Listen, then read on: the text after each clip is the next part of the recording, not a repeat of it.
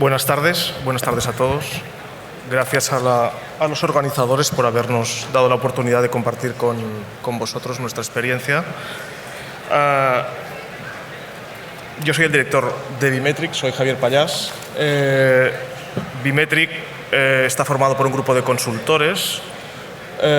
Nosotros centramos nuestro trabajo en acompañar a las empresas de nuestro sector a lo que llamamos la excelencia operativa. De la misma manera que lo entiende la industria, pensamos que la construcción está en condiciones también de abordar este reto. ¿Cómo hacemos esto? A través de procesos optimizados, lo que se entiende por procesos optimizados. El BIM es una herramienta poderosa para la optimización de procesos y en ese campo estamos nosotros involucrados en asesorar en la implementación BIM, en algunos casos a algunos organismos públicos, promotores, clientes, organismos que construyen edificios o que los usan y sobre todo a empresas constructoras, ¿de acuerdo? Entonces, centrándonos en el tema de la implementación BIM, hay un tema que a nosotros nos parece relevante, que sería distinguir lo que es la capacidad de hacer BIM, de modelar o de generar modelos y la madurez, ¿de acuerdo? Son dos escenarios extremos. Las organizaciones se sitúan normalmente entre uno u otro, hay muchos matices, pero básicamente nosotros podemos ser capaces de generar un modelo BIM, tenemos gente que es capaz de desarrollarlo, de utilizarlo, de entregar el trabajo, sea el que sea, pero eso es distinto de la madurez, ¿vale? La madurez necesita una plataforma de capacidades estable, bien definida y que nos permita asegurar el problema de la diferencia entre ambos conceptos es la calidad de lo que vamos a entregar. En un modelo capacitado o de capacidad podemos entregar un producto de calidad, pero esa calidad no la podemos garantizar. En un modelo de madurez, sí. ¿Las diferencias cuáles son? Básicamente, en un modelo maduro, la implementación del cambio se realiza de arriba hacia abajo, desde la gerencia hacia digamos, los grupos operativos. Hay un liderazgo de la dirección y, sobre todo, hay una estrategia clara de implementación. Y esta estrategia está documentada y es fácil de comunicar. En el otro extremo tenemos organizaciones que fían, digamos, el viaje BIM, en este caso, a un BIM champion o un gurú BIM o alguien que sabe mucho y que está muy motivado y que es capaz de desarrollar partes del trabajo, de asumir capacidades, de comunicar esto a la gente que pueda estar interesada dentro de la organización, pero que no nos asegura una calidad estable. La diferencia es la calidad. Entonces, nosotros estamos centrados en de qué manera podemos ayudar a las empresas a alcanzar esta madurez, ¿de acuerdo? Entonces, el esquema básico en nuestra propuesta, y no es solo nuestra, se trata de definir una serie de disciplinas. Tenemos la parte estratégica, la parte de usos BIM, ¿de acuerdo? ¿Qué vamos a hacer con el modelo? ¿De acuerdo? Vamos a definir sobre esos objetivos y esos usos que hemos definido procesos. Los procesos nos permitirán identificar qué información vamos a volcar en el modelo, qué infraestructura necesitamos para mover esa información, el software y el hardware, qué personal va a hacer ese trabajo, formación, personas, perfiles, competencias y, finalmente, qué itinerario va a seguir esta empresa o esta organización para alcanzar esa madurez, que es la propuesta que hacemos digamos, en nuestros servicios, ¿de acuerdo? ¿Cómo empezamos con la estrategia? El primer tema es evaluar la organización, ¿de acuerdo? Por ejemplo, a nosotros nos gustan estos gráficos. Son gráficos de madurez, de evaluación de la madurez y, por ejemplo, podemos evaluar la madurez en cada uno de las disciplinas que hemos definido antes. ¿Qué estrategia tenemos ahora? ¿Cómo queremos madurar nuestra estrategia? ¿Qué usos tenemos definidos ahora? ¿Qué usos queremos definir? ¿Cómo están nuestros procesos? ¿Qué información vamos a volcar en el modelo? ¿Qué infraestructura necesitamos y qué personal tenemos a mano y cuál nos hace falta? Esto es un caso real. Teníamos una empresa que se había informado de cómo funcionaba el tema de la construcción virtual y del BIM, había definido una serie de usos, sabía que quería hacer una serie de cosas con el modelo, tenía una idea más o menos vaga, tenía una cierta estrategia, sobre todo comercial, en cuanto a para qué servía el BIM. Servía para no perder la cuota de mercado que tenían fuera, por ejemplo. Tenían alguna persona en la empresa que sabía algo, tenían ordenadores y no tenían nada más, ¿de acuerdo? Entonces, a partir de aquí, y con una formación inicial, con gerencia, pero no solo con gerencia, también con los equipos que estaban volcados en la producción, fuimos capaces de definir qué perfil nos interesaba. El tema de los usos se quedó corto. Veis que respecto a la madurez en las otras disciplinas, inicialmente fueron, digamos, un poco tímidos, pero en cuanto empezaron a conocer la capacidad de las herramientas y se empezaron a definir estrategias y procesos, enseguida se revisó el plan y el tema de los usos fueron más ambiciosos, quisieron definir más temas, ¿de acuerdo? A ver, el tema estratégico es valioso en la medida en que nos permite definir objetivos, ¿vale? Y de alguna manera, en nuestra propuesta, o en la este tipo de propuestas, que no es nuestra, el tema de la definición de objetivos es crucial. Porque la definición de objetivos, de alguna manera, estamos identificando dónde vamos a crear valor con la metodología BIM, ¿de acuerdo? Estos objetivos tienen que ser concretos en la medida en que tengo que poder medirlos, ¿de acuerdo? Si vamos a aportar valor con una metodología BIM dentro de una organización, primero tengo que identificar este valor y este valor ha de ser suficientemente claro como para que luego pueda medirlo. Si no, no sabré qué valor estoy aportando a la empresa, ¿de acuerdo? Estos son ejemplos, ¿de acuerdo? Puede ser temas más vinculados a la construcción, queremos reducir conflictos, por ejemplo, o queremos reducir horas, queremos reducir costes, queremos aumentar la calidad, queremos mejorar la imagen de nuestra compañía. Los objetivos dependerán de la estrategia y de la posición de nuestra compañía, pero los tengo que poder medir. Hay mediciones de objetivos tangibles y hay objetivos intangibles, pero en cualquier caso es imprescindible definir cómo vamos a definir los indicadores para saber si estamos generando valor o no. Y por otra parte, la definición de objetivos me permite identificar los usos. Dependiendo de qué objetivos quiera alcanzar, identificaré qué usos BIM, lo que se entiende en bibliografía más o menos conocida como uso BIM, me pueden ayudar a alcanzar estos objetivos. También es importante en la medida en que esta relación, en la medida en que si no tenemos estos objetivos claros, podemos hacer muchas cosas con el BIM, haremos muchas cosas, pero la posibilidad de hacerlas mal es muy alta, porque no sabremos por qué las hacemos, no porque no sepamos, sino porque nadie nos ha dicho por qué estamos haciendo las cosas. Esto es un problema internamente en la organización, pero como decía el ponente anterior, nos puede ocurrir que nos llegue un modelo a fase de obra y lo tengamos que tirar a la basura porque no podemos gestionar absolutamente nada.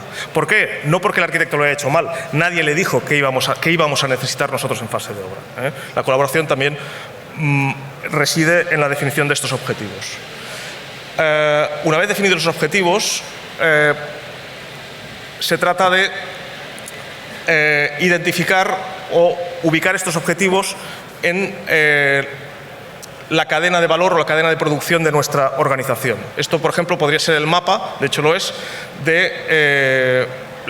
un mapa, digamos, de primer nivel de las actividades de una empresa constructora en fase de obra, ¿de acuerdo? Tenemos que saber qué hacemos, para poder saber luego qué es lo que queremos cambiar. Si no sabemos cómo funciona nuestra empresa, tampoco sabremos dónde queremos incidir para mejorar, etcétera, etcétera. En el caso de una constructora, por ejemplo, los mapas son relativamente fáciles de identificar. En el caso de ingenierías o de despachos o de diseñadores, puede ser que no tengamos absolutamente nada documentado y que no sepamos realmente qué es lo que está ocurriendo en nuestra empresa. También puede ocurrir que existan mapas, pero que la empresa funcione de otra manera. Sencillamente el mapa forma parte de un protocolo o de una ISO o de lo que sea que hayamos documentado en su momento, se ha quedado obsoleto o sencillamente no se ha usado nunca. Necesitamos el mapa real de la empresa, identificar las actividades y entonces ser capaces de relacionar los objetivos BIM y los usos BIM que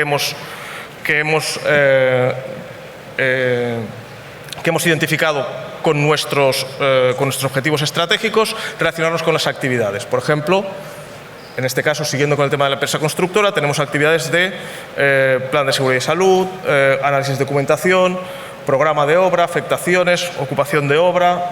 Bueno, el mapa que hemos tenido lo tenemos que relacionar con nuestros objetivos BIM. De manera que, una vez hecha esta relación, seamos capaces de la cadena de producción inicial que teníamos identificada en nuestra empresa, tengamos una idea clara de cómo afecta la implementación del BIM en cada uno de los procesos. ¿De acuerdo? Entonces, habrán procesos que no se van a alterar, otros que sí que se van a alterar y se van a alterar en un primer momento, por ejemplo, los que están en rojo, otros que podemos prever a medio o a largo plazo, de manera que al final tengamos una idea clara de qué vamos a hacer primero, qué vamos a hacer, en qué momento lo vamos a hacer, en qué actividad y cómo se va a ver afectada esta actividad. Finalmente tendríamos esta foto de decir, bueno, esto es lo que queremos que sea nuestra empresa a nivel de actividades, por ejemplo, en el momento 1 o a corto plazo. ¿De acuerdo? Una vez tengamos identificadas las actividades y cómo impacta la aplicación del BIM en ellas, el siguiente paso es hacer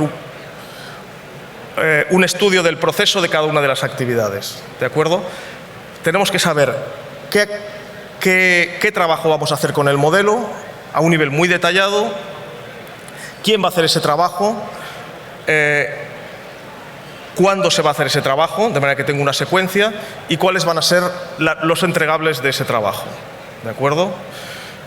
Un mapa de este tipo entra ya al nivel, digamos, operativo, al nivel más bajo de lo que podría ser la cadena de producción de nuestra empresa. De manera que seamos capaces de identificar en esta operación qué softwares están implicados, qué hardwares vamos a necesitar, quién va a hacer este trabajo, qué competencias tiene que tener, qué perfil, qué persona, etcétera. ¿De acuerdo? La ventaja, digamos, de arrancar desde una definición estratégica hasta una definición operativa muy detallada es que podemos tener claro cuál es exactamente el valor que aporta este proceso. ¿De acuerdo? De alguna manera, al llegar a este punto, hemos sido capaces de hacer, muy resumidamente, todo el viaje que hemos visto al principio, desde la estrategia a la herramienta. En este caso, por ejemplo, el software. ¿De acuerdo? La definición de estos procesos es lo que nos permite, finalmente, establecer objetivos iniciales, objetivos de consolidación, por ejemplo, o medio plazo, y los objetivos de madurez. Cada una de las disciplinas tiene una serie de actividades y de objetivos que se van definiendo.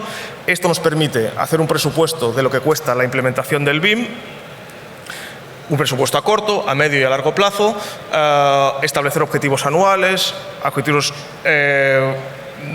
bianuales, quinquenales, etcétera, y poder, a través de los indicadores, corregir y pilotar la implementación a corto, a medio y a largo plazo.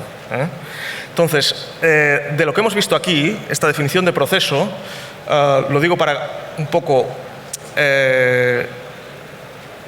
ilustrar lo que quiere decir definir un proceso o un flujo de trabajo. Quería enseñaros o comentaros muy brevemente un ejemplo como esto. El resultado de todo este proceso de definición de estrategia, de objetivos, de indicadores, de procesos de primer nivel, de procesos de segundo nivel, de medios para llevarlos a cabo, podría ser, por ejemplo, algo como esto. O sea, tenemos una información inicial, esto era el caso, lo hemos desarrollado también nosotros para un cliente, era el caso de un sistema de inyección de mortero para mejorar el subsuelo en una obra, en un terreno difícil. Entonces tenemos la hoja de cálculo del jefe de obra, donde se recoge la información de la producción, los litros, el volumen, la profundidad, la posición exacta de la inyección. Entonces, somos capaces de visualizar estos datos en el modelo. El modelo nos da información de la producción, nos permite, por lo tanto, un control de producción. Sería uno de los objetivos, uno de los procesos mejorados en el mapa de producción de esta empresa. Nos permite darle a la dirección de obra un mapa claro de cómo o de las mejoras de resistencia y cómo ha quedado, digamos, estas inyecciones de mortero, cómo impactan en el terreno. De alguna manera estamos mejorando la comunicación con la dirección de obra. Puede ser también un objetivo de la empresa o del proyecto a conseguir. Y finalmente, nos permite también controlar costes tanto en el pago de proveedores como de facturación, porque sabemos exactamente qué es lo que hemos utilizado. La proyección de la posición de estas inyecciones nos permite también planificar la secuencia, por ejemplo, de montaje de estas inyecciones. ¿De acuerdo? La conclusión, un poco, he ido muy rápido porque estábamos muy mal de tiempo. La conclusión, nuestra conclusión de este planteamiento es que la implementación de metodologías como el BIM es una magnífica oportunidad para las empresas para mejorar y de alguna manera para transformarse. Nosotros estamos convencidos de que nuestro sector, y el BIM es una parte de esta transformación, en unos años va a ser un sector muy distinto del que conocemos. Se va a parecer mucho más a lo que estamos acostumbrados a percibir en la industria, en la manufactura, en la fabricación, la industria automovilística o la aeronáutica. Vamos a ser capaces de manejar mucha más información, con mucha más eficiencia, entregar mucho más valor a nuestro cliente. Entonces, el BIM, que ahora lo tenemos a mano, ¿vale? Hay otras cosas que son más difíciles de abordar en este momento, pero esto que ahora tenemos a mano es una herramienta fantástica para repensar nuestras empresas, para optimizar procesos, para pensar en nuestro personal, para alinear la visión, la misión, para mejorar nuestra cuenta de resultados y para transformar nuestra industria en una industria, como decíamos, una industria excelente. Y hasta aquí mi intervención.